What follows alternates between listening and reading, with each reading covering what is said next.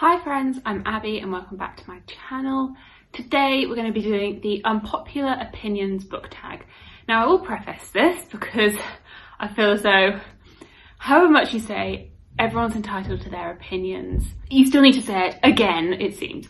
So if any of these are your favourite books, I'm really happy for you. I'm very happy that you enjoy reading and you enjoy these books, and that makes me happy that these books bring you joy. Unfortunately, my opinions might differ to yours, and that's perfectly fine. We're all entitled to have our different opinions.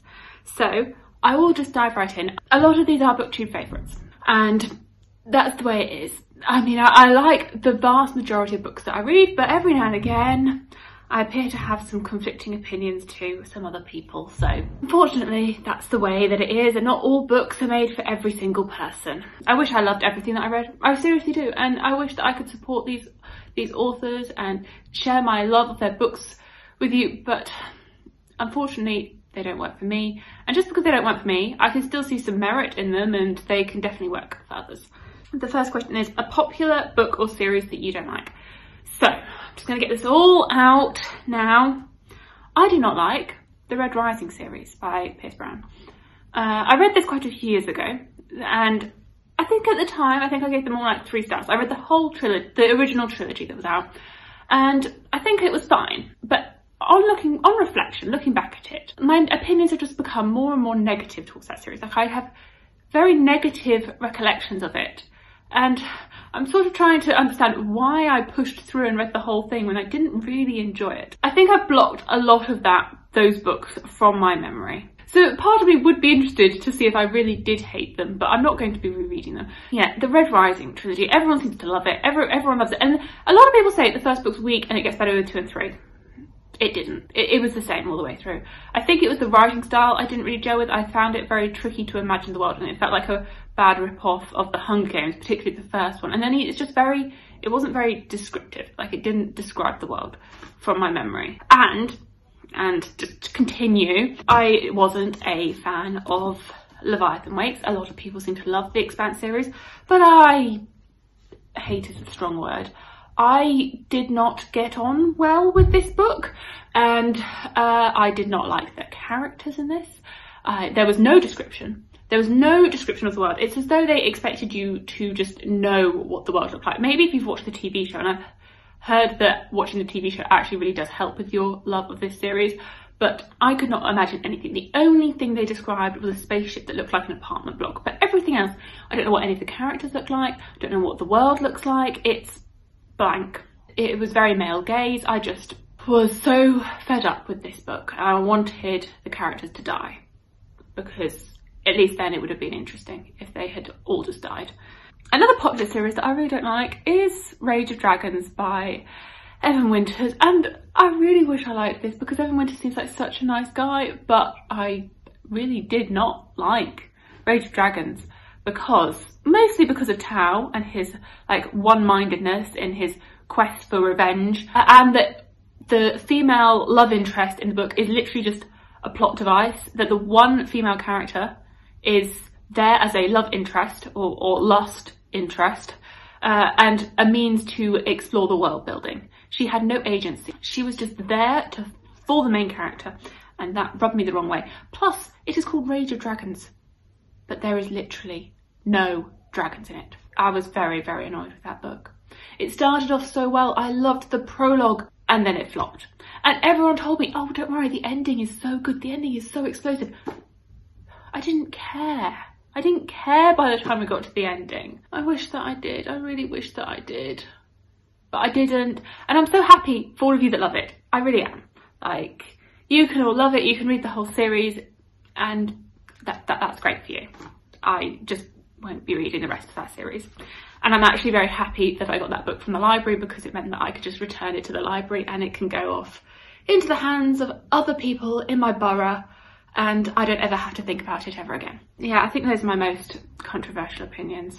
Everything's going to seem very tame now after that. A popular book or series that everyone seems to hate but you love. This one I had a little bit of a struggle thinking of my answer for this, because I don't feel as though I love things that everyone hates. I don't know if that's really possible. I mean, I think a lot of people say Sarah J Maas for this, but She is popular, lots of people love her, so I don't think that really fits.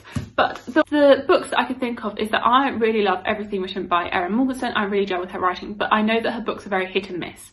That she does have a lot of people that love her books, The Starless Sea and The Night Circus, but she also has a lot of people that really do not get along with her writing style. And I don't think it's her premises that people don't like, I think it's her execution and her writing style.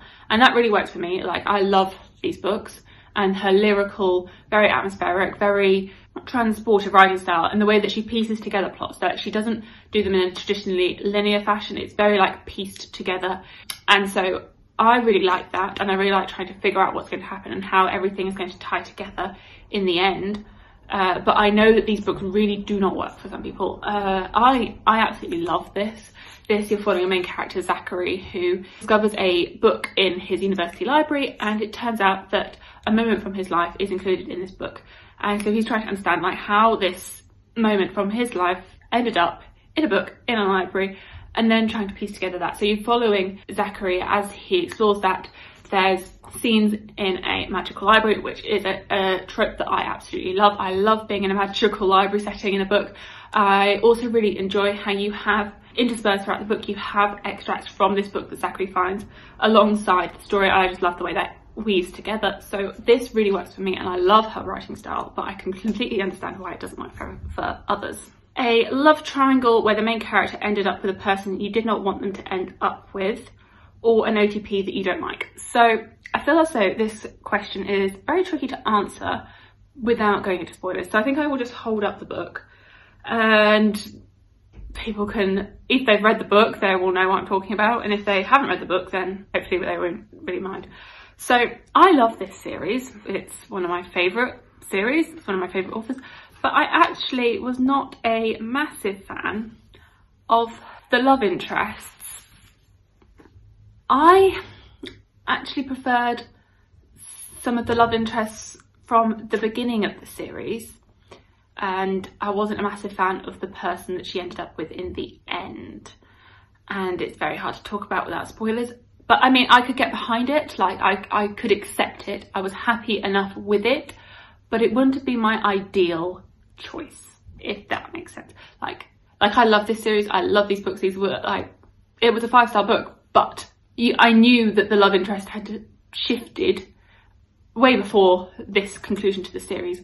And I knew when we were in this series that, or when we were in this book and in this like final leg of the series, who the love interest was going to be.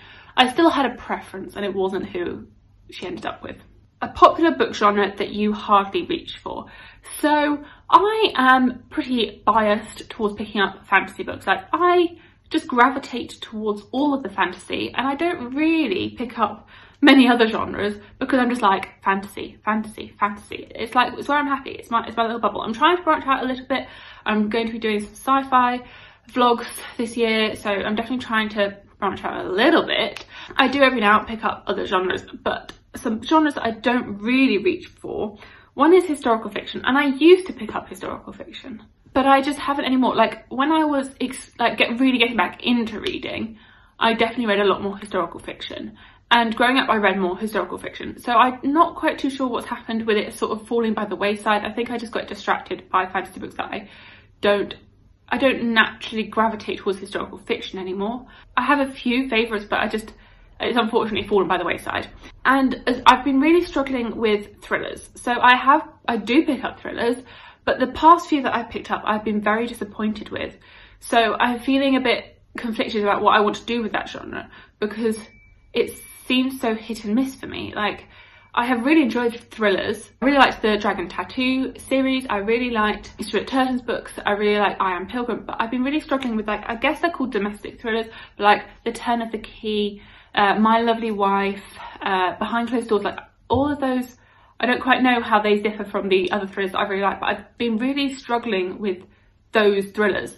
And I don't quite know why or what I'm doing wrong or what I'm not liking, but I'm really not liking them. And so I don't quite know what I'm doing with that genre, and like where I need to, should I just stop reading thrillers? Or what should I do with them? A popular or beloved character that you do not like. So I feel as though I enjoy most characters, that I can get along with most of them. I mean, aside from the ones in books that I really hate, like I don't like Tao. but I think that's pretty obvious by my choice of not liking that book, and that I think a lot of people aren't a massive fan of Tao. Even if they really like the book, they aren't a massive fan of him. So I don't think that's that unpopular. And the same to be said for the characters in Leviathan Wakes. Like, I just wanted them all to die because they were boring. Thinking of other characters, I am not a massive fan of the Darkling from the Grishaverse series.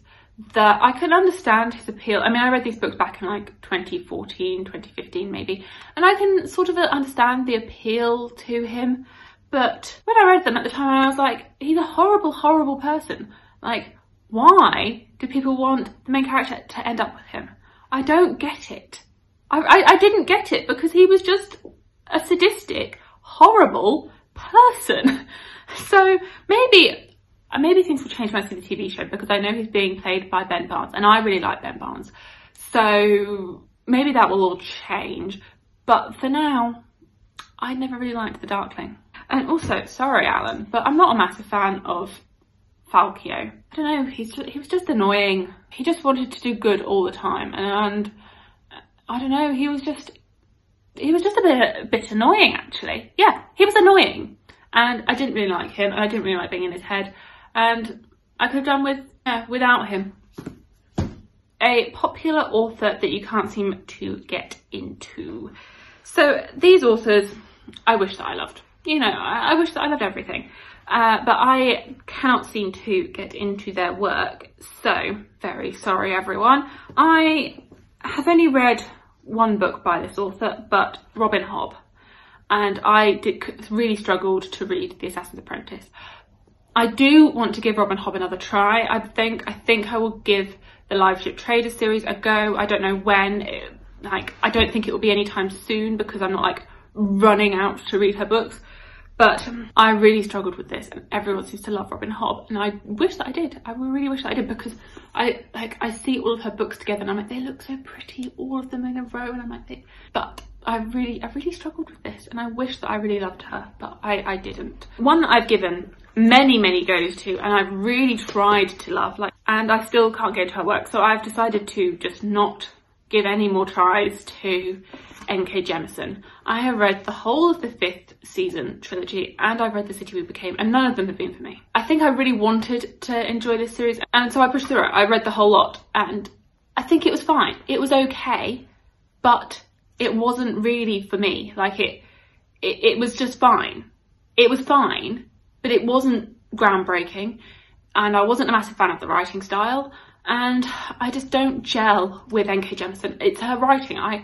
It's not her premises. I think her premises are really interesting. It's her writing style that doesn't work for me. And I really wish that it did. And I know this works for so many people. So many people love N.K. Jemisin, but she just hasn't worked for me. And that's unfortunately the way it is. And then the final author that I struggled to get into is Garth Nix. I sort of forgot about how I have struggled with Garth Nix. I've only tried to read Sabriel, but I've tried to read Sabriel twice, and both times I didn't make it through the whole book. So I read Sabriel, or started it, like many years ago as a kid. I think I found it in the library and I tried to give it a go, and I couldn't get into it. I couldn't get into it.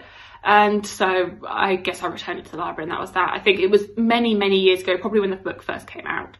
And then a few years ago, maybe like 2-3 years ago, I tried to read Sabriel again. I remember struggling with it as a child, but I thought, you know, Abby, many years have gone by, you can give it another go.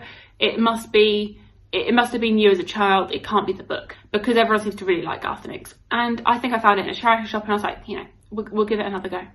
So I gave it another go, and again, I struggled with it, and I could not get through that book. And I don't know why, but I don't know quite what it was that I could not get on with, but I could not get on with Sabriel. So sorry, Garth Nix. He has a book that's just come out, which is The Left-Handed Bookstores of London, which sounds really interesting, but I'm anxious to get it because of how much I struggled with Sabriel. So we will see if I ever give that a read. A popular book trope that you're tired of seeing. I am really tired of characters being orphans or not having parents, the absent parents, the orphans. Like literally every fantasy book, the main character is an orphan. And I'm like, what happened to a family? Like, what happened to like the parents? Like, why can't there be a fantasy world or fantasy book where the main character is the main character is coming from a loving home?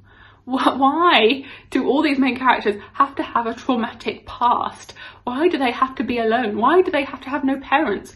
Where are the parents? So I'd much rather be reading a book where the parents have a role. Maybe this is me getting older now, that I didn't mind this growing up as a child, but like now I want the parents there. A popular book or series that you have no interest in reading. Oh, there's quite a few here. I feel as though I could do a whole video on popular books that I have no interest in reading. So just a few of them. A lot of the really, really big series, like I have no interest in reading. So I have no interest in reading Malazan by Stephen Erickson. No interest. I have no interest in reading Wheel of Time by Robert Jordan. No interest at all. I have no interest in reading The Dresden Files by Jim Butcher. No interest at all. So I don't know if that like removes me from being a fantasy reader, because I have no desire to read these epic fantasy series that everyone seems to love, but I have no interest in reading any of those series. I think part of it is because they're so big and I'm a bit of a commitment phobe when it comes to really, really big series, but I have no interest in reading them. And I don't think I ever will have any interest in reading them. Like, I've thought about it quite a few times now, and I don't think I have any interest in them at all. I mean, I know they say, like, never say never, but I don't think it's going to happen. At least not anytime soon. So I'm very, very sorry about those.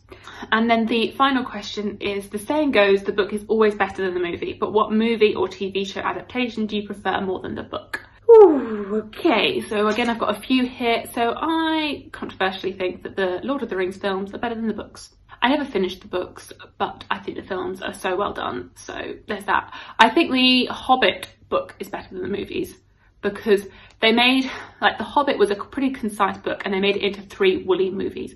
Whereas The Lord of the Rings, those are like 3 quite woolly books and they made them into 3 quite concise movies. I think that the Game of Thrones TV show is better than the books, aside from season 8. I think that they did a very good job at adapting those books, and they did it better in the main. Apart from that last season, I much prefer the TV show. And I guess this one's not that controversial, but The Vampire Diaries.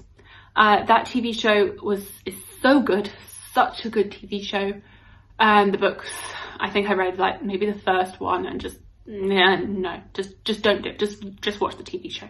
So those are my unpopular opinions. I hope you are all still here and we're all still friends, and you can agree to disagree with my opinions and I can agree to disagree with yours, and that's absolutely fine. And we can all be great friends still, because it's the joy of reading that is the important thing. I don't mind if you love these books, hate these books, whatever. I actually would love to tag people, because I was just thinking that I would love to see Alan do this video. So Alan from the Library of Alexandria, you are tagged, because I think your opinions are just hilarious and you have some very controversial opinions. So I tag you, Alan. That is who I particularly would love to see do this tag. So thank you so much for watching. Please like, comment and subscribe, and I'll see you in my future videos. Bye!